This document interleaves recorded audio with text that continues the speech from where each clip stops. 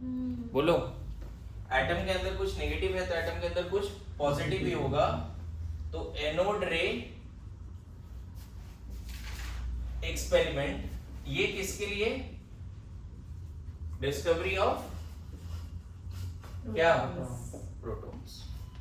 हालांकि J Thomson ने बोल दिया। अच्छा, हर एटम के अंदर इलेक्ट्रॉन फंडामेंटल कैसे है? फंडामेंटल यहाँ कैसे है? हम ये बोल सकते हैं कैथोड रे ट्यूब में हमने नेचर ऑफ गैस चेंज किया, फिर भी ई बाइम रेशियो सेम आ रहा है। इसका मतलब हर एटम के अंदर कुछ ऐसा एक नेगेटिव है जो 100% आइडेंटिकल है, चाहे इरेस्पेक्टिव ऑफ कोई भी आइटम हो, आइसोटोप हो, कुछ भी हो। इसीलिए हम बोल पा रहे हैं। और जो अभी चार्ज लिखा था ना इलेक्ट्रॉन पे, that is the smallest charge possible on the earth, ऐसे बोल सकते हैं। उससे छोटा चार्ज नहीं है।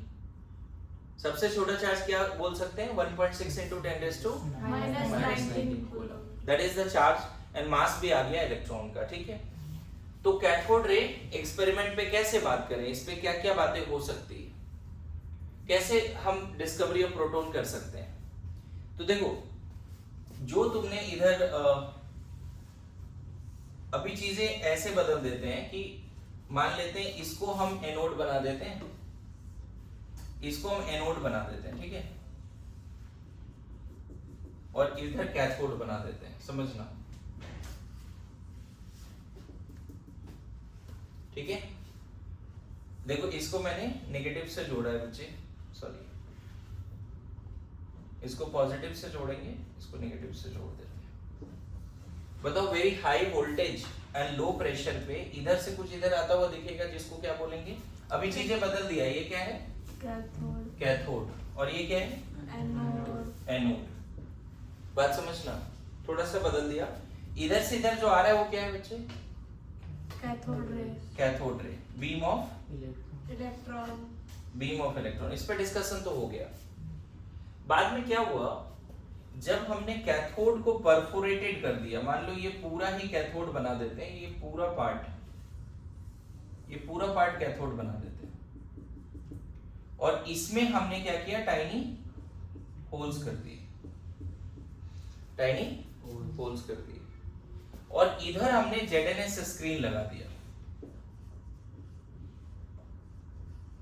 समझना, अभी आपको फिर से एनिमेशन से दिखाया जाएगा। देखो, जब कैथोड रे इधर से इधर आ रहा है, वो दिख रहा है हमें सही से।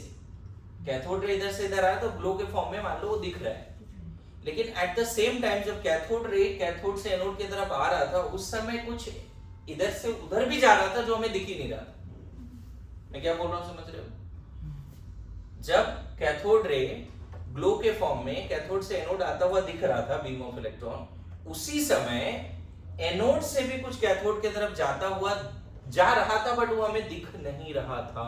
We can't see that. वो कब दिखा? जब हमने कैथोड में होल्स बना दिए।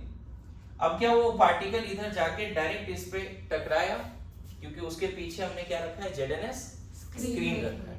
उसके पीछे जाके टकराया, समझ में? तो वहां स्पार्क हुई। इसका मतलब यार कुछ तो इधर भी आ रहा था जो हमने उस समय मिस आउट किया। बात समझ रहे हो?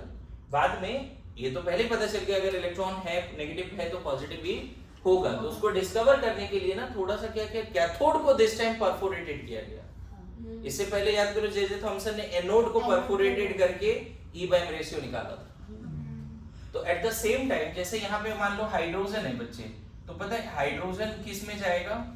H+ एंड इलेक्ट्रॉन में। तो इलेक्ट्रॉन तो इधर भागेगा, इलेक्ट्रॉन इधर क्यों भागेगा? Negatively charge particle. यस और नो? पॉजिटिव की तरफ जाएगा कि नहीं, बताओ?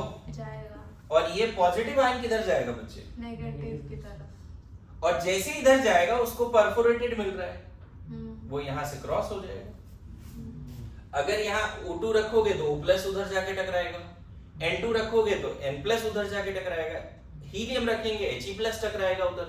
अरे yes no? Hydrogen then H+ will go. अच्छा बताओ, इस रूम में O2 N2 SiO2 दिख रहा है क्या तुम्हें ग्लो करता हुआ? इसीलिए नहीं दिखा था हमें, उसके आयंस भी नहीं दिखे थे। अरे इस रूम में है या नहीं O2 N2 SiO2? है या नहीं है? क्या दिख रहा है कहीं पे? नहीं दिख रहा है, लेकिन है ना। लेकिन ये ग्लो फील हो रहा है, ग्लो पता चल रहा है कि हाँ वहां पे कुछ है।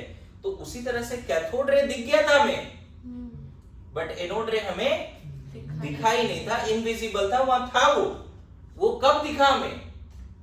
जब हमने कैथोड को परफोरेटेड किया और इसके डायरेक्शन में क्या लगा दिया, तो यहाँ भी स्पार्क होने लगा, सेंटिलेशंस होने लगे, तो पता चला नहीं यार कुछ तो था। Getting my point? बोलो। तो इसमें थोड़ा सा एनिमेशन के थ्रू समझते हैं, ठीक है? देखो गोल्डस्टीन ने ना एनोड रे को कैनल रे भी बोलते हैं, क्योंकि यहाँ जो परफोरेटेड बना है उसको कैनल्स बोलते हैं, है ना? तो गोल्डस्टीन ने क्या किया, देखो यहाँ पे दिख रहा है परफोरेटेड कैथोड में होल्स है, दिख रहा है? और यहाँ पे कोई गैस है तो उसका पॉजिटिव पार्टिकल किधर भागेगा, इधर जाएगा। जैसे हाइड्रोजन है, देखो जो मॉलिक्यूल है वो क्या होगा, हाई वोल्टेज की वजह से क्या होगा, मॉलिक्यूल आयोनाइज हो जाएगा। मॉलिक्यूल हाई वोल्टेज की वजह से आयोनाइज हो जाएगा। देखो इलेक्ट्रॉन इधर जा रहा है ना, और पॉजिटिव पार्टिकल कैनल की तरफ इधर भाग रहा है, दिखा है ना, दिख रहा है? यहाँ पे ZNS स्क्रीन है, वहां ग्लो दिखता है, वहां क्या दिख रहा है, ग्लो दिख रहा है, यहाँ पे स्पार्क हो रहा है, सेंटिलेशन से ग्लो दिख रहा है, देखो दिखा? वो पहले नहीं दिख रहा था, पता है? ये इसका कोई कलर नहीं हो तो प्लस में कलर करके दिखा दिया, लेकिन एक्चुअल में उसकी कोई कलर है नहीं। समझ गए बात को?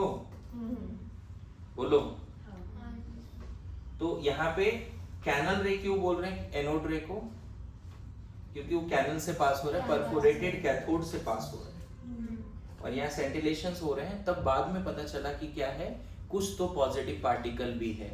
लेकिन अब इसके कैरेक्टरिस्टिक्स जब एनालाइज किए गए बच्चे, तो इसको भी चाहो तो उस तरह का मॉडिफाई करके बना सकते हो, जैसा भी मैंने जे थॉमसन वाला बनाया था। तो एनोड रे में जितने भी कैरेक्टरिस्टिक्स है उसमें देखोगे तो उसमें दिया हुआ है कि एनोड रे का E/M ratio nature of gas पे डिपेंड करता है। एनोड रे का E/M रेशियो किस पे डिपेंड करता है? नेचर ऑफ गैस पे डिपेंड करता है। E/M रेशियो ऑफ एनोड रे डिपेंड्स ऑन समझ में आ रहा है? बोलो। तो अभी होमवर्क क्या है, आप पूरा पार्ट लिख लेना एनोड रे का, कैथोड रे, एंड ये पढ़ के आना कि न्यूट्रॉन की कैसे डिस्कवरी हुई। चलेगा? बोलो। पक्की बात? कर लेंगे?